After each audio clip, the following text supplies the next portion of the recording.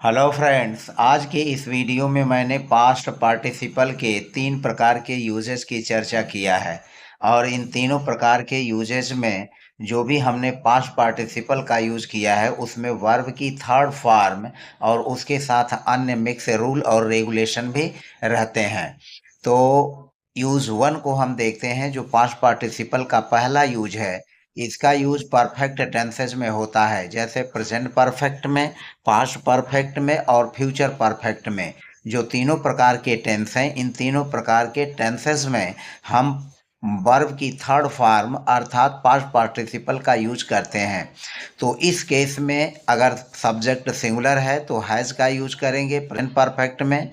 यदि subject singular है तो हैज का यूज करेंगे प्रेजेंट परफेक्ट में।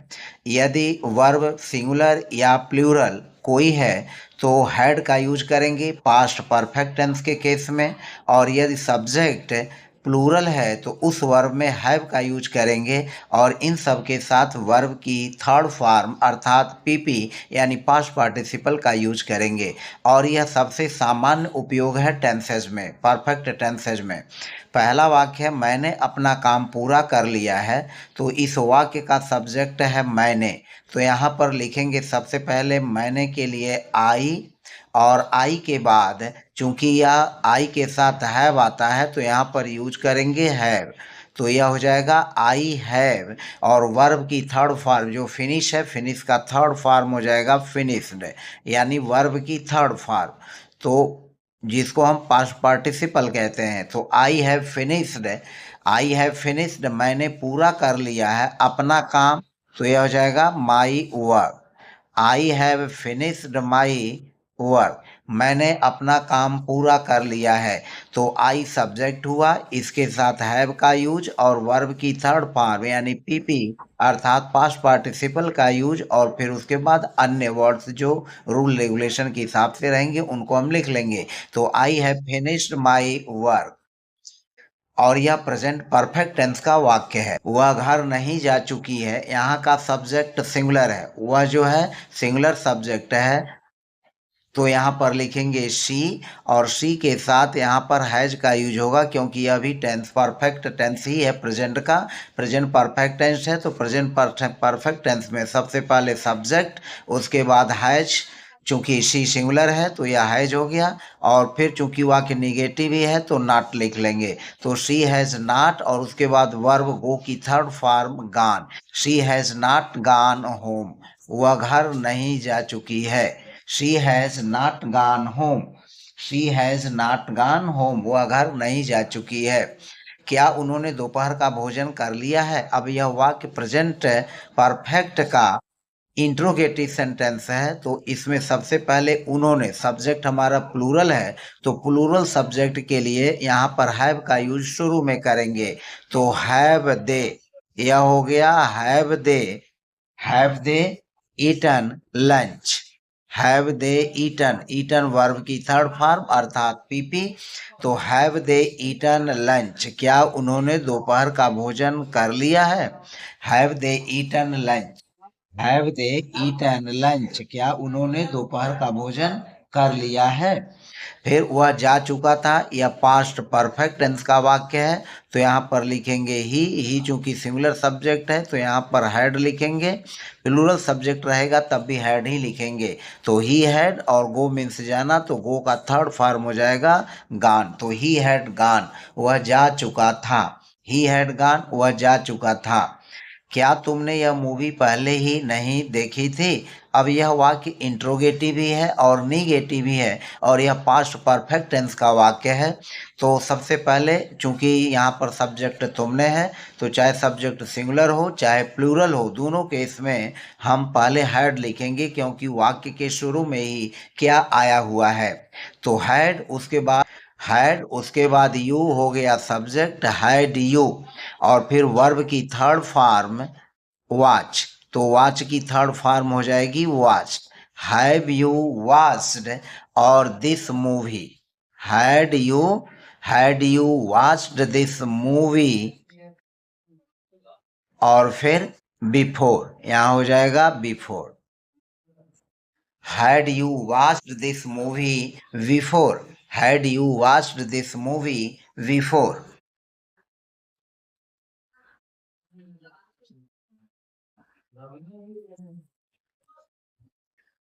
Had you watched this movie before? हमने वह फिल्म देखी होगी।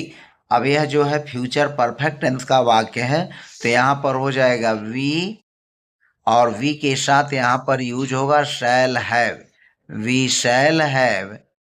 और फिर वॉच का थर्ड फॉर्म हुआ watched, we shall have watched that movie, we shall have watched that movie. हमने वह फिल्म देखी होगी। वह नहीं चला गया होगा, यह भी फ्यूचर परफेक्ट टेंस का ही वाक्य है। तो ही और ही के बाद विल, और चूंकि वाक्य निगेटिव है तो यहाँ पर हो जाएगा not. He will not have gone, he will not have gone away, he will not have gone away, वह नहीं चला गया होगा। तो इस तरह से पास्ट पार्टिसिपल यानी वर्ब की थर्ड फॉर्म V3 का उपयोग परफेक्ट टेंसेज में होता है, प्रेजेंट परफेक्ट टेंस में, पास्ट परफेक्ट टेंस में और फ्यूचर परफेक्ट टेंस के वाक्यों में। अब हम इसके दूसरे यूज को देखते हैं। पास्ट पार्टिसिपल का दूसरा यूज पैसिव वॉइस में भी होता है, और जब हम इसका पैसिव वॉइस में यूज करते हैं तो वर्ब टू बी का यूज करते हैं। और जैसा कि जानते हैं कि वर्ब टू बी में इज, एम, आर यह प्रेजेंट में, और वाज और वर पास्ट में आता है, यह प्रेजेंट में यूज होता है। और फिर यह पास्ट का है। और इस तरह के पैसिव वॉइस के यूज में वर्ब टू बी में is, am, are, was were लगेगा, और फिर वर्ब की थर्ड फॉर्म जो मेन वर्ब होगी उस मेन वर्ब की थर्ड फॉर्म का यूज करेंगे। तो हम पास्ट पार्टिसिपल का इस तरह का यूज पैसिव वॉइस में भी देखते हैं। और पैसिव वॉइस में जब कार्य किसी के द्वारा किया गया हो, डूअर जो होता है वह तो अननोन होता है, उसके बारे में यानी करने वाले के बारे में, जो कर्ता होता है, जो कर्ता होता है उस कर्ता के बारे में हमें कोई जानकारी नहीं होती, या जब वह हमारे लिए अनइम्पॉर्टेंट होता है, अमहत्वपूर्ण होता है। वाक्य है दरवाजा बंद किया गया था, तो यहाँ पर हो जाएगा दरवाजा बंद किया गया था, तो द डोर वाज, चूंकि यह पास्ट का वाक्य है, the door was closed, the door was closed. The letter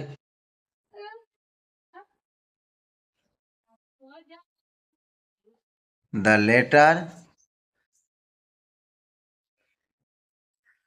पत्र लिखा गया है, तो इसकी होगी पैसिव वॉइस में द लेटर इज रिटन,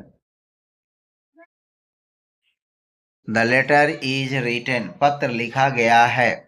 खाना नहीं परोसा गया था, the food was not served, the food was not served third verb की थर्ड फॉर्म यानी पास्ट पार्टिसिपल।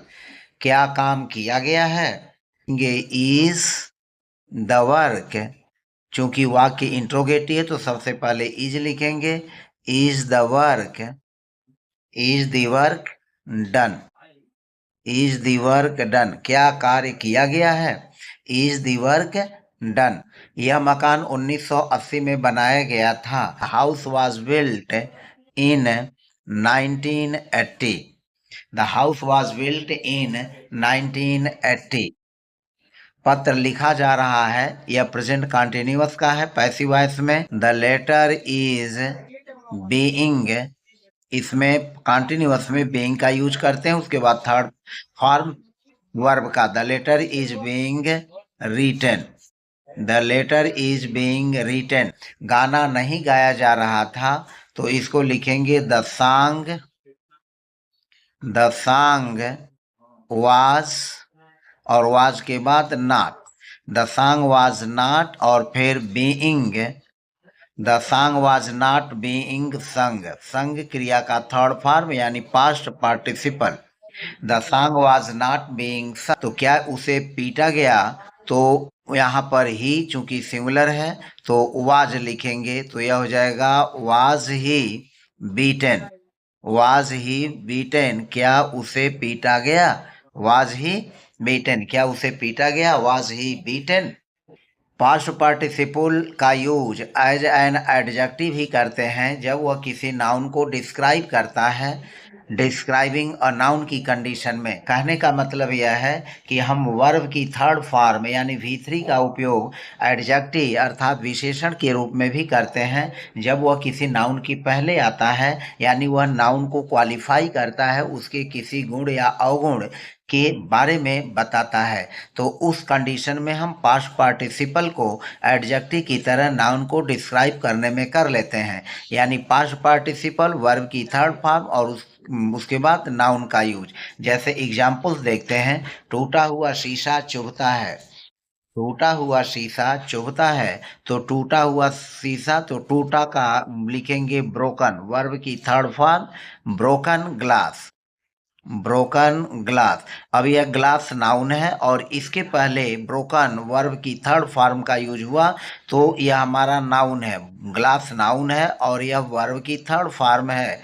तो वर्ब की थर्ड फॉर्म का मतलब क्या हुआ कि यह ब्रोकन यानी टूटा हुआ ग्लास को क्वालिफाई कर रहा है, यानी ग्लास कैसा है, किस प्रकार का है, तो टूटा हुआ है। तो ब्रोकन ग्लास हर्ट्स, चुभता है। ब्रोकन ग्लास हर्ट्स, चुभता है। लिखे हुए शब्द हमेशा रहते हैं। यहाँ पर लिखे हुए शब्द, तो लिखे हुए शब्द के लिए लिखेंगे रिटेन और फिर हो जाएगा वर्ड्स। तो written words remain forever, remain हमेशा बने रहते हैं। तो जब हमेशा रहते हैं, हमेशा बने रहते हैं, तो उस कंडीशन में हम रिमेन का यूज करते हैं। तो written words remain forever, लिखे हुए शब्द हमेशा रहते हैं। मैंने एक बंद दुकान नहीं देखी, तो आई डिड नॉट सी, चूंकि यह पास्ट इंडेफिनिट का है तो आई डिड नॉट सी। और एक बंद दुकान, तो क्लोज्ड वर्ब की थर्ड फॉर्म पास्ट पार्टिसिपल, तो I did not see a closed shop, मैंने एक बंद दुकान नहीं देखी। गिरे हुए पत्ते सुंदर लगते हैं, तो इसको लिखेंगे द फॉलन। द फॉलन गिरे हुए, लिव्स पत्ते, द फॉलन लिव्स गिरे हुए पत्ते लुक ब्यूटीफुल, लुक ब्यूटीफुल, गिरे हुए पत्ते सुंदर लगते हैं। The fallen leaves look beautiful. थके हुए छात्रों को आराम चाहिए, तो थके हुए छात्रों को, तो यहाँ पर लिखेंगे tired, tired students, tired students need rest, need rest. Tired student need rest. अब यह स्टूडेंट्स नाउन, इसके पहले वर्ब की थर्ड फॉर्म टायर्ड थका हुआ या एडजेक्टिव के रूप में काम करेगा। फॉलन एडजेक्टिव के रूप में काम करेगा। क्लोज्ड एडजेक्टिव के रूप में काम करेगा और रिटन एडजेक्टिव के रूप में काम कर रहा है, क्योंकि ये सभी नाउन को क्वालिफाई कर रहे हैं। घायल सैनिक यहाँ नहीं आया, तो यहाँ पर लिखेंगे द वुंडेड। अब द यहाँ इसलिए यूज करेंगे कि कोई विशेष सैनिक है जो कि घायल है, तो the wounded soldier, the wounded soldier घायल सैनिक did not come here, the the wounded soldier did not come here, घायल सैनिक यहाँ नहीं आया। मैंने टूटी हुई कुर्सियाँ बेच दी, तो यह हो जाएगा आई सोल्ड, मैंने बेच दी। कैसी कुर्सियाँ? टूटी हुई कुर्सियाँ, तो यह हो जाएगा द ब्रोकन, यहाँ भी द लगेगा ब्रोकन के पहले। तो I sold the broken chairs, I sold the broken chairs. Broken verb की थर्ड फॉर्म यानी पास्ट पार्टिसिपल। मुरझाए हुए फूल कमरों में नहीं थे, तो यहाँ भी द का यूज करेंगे। The faded flowers, the faded flowers कमरे में नहीं है। Are not in the room, are not in the room, the faded flowers are not in the room, मुरझाए हुए फूल कमरे में नहीं है। तो इस तरह से हमने पास्ट पार्टिसिपल अर्थात वर्ब की थर्ड फॉर्म का यूज, तीन प्रकार के यूजेस को लेकर चर्चा की। मुझे पूरा उम्मीद है कि आपके लिए हेल्पफुल रही। यदि आप मेरे चैनल पर नए हैं तो प्लीज़ चैनल को सब्सक्राइब करके बेल आइकन को प्रेस कर दीजिए और लाइक और कमेंट करना न भूलें। मिलते हैं नेक्स्ट वीडियो में। धन्यवाद।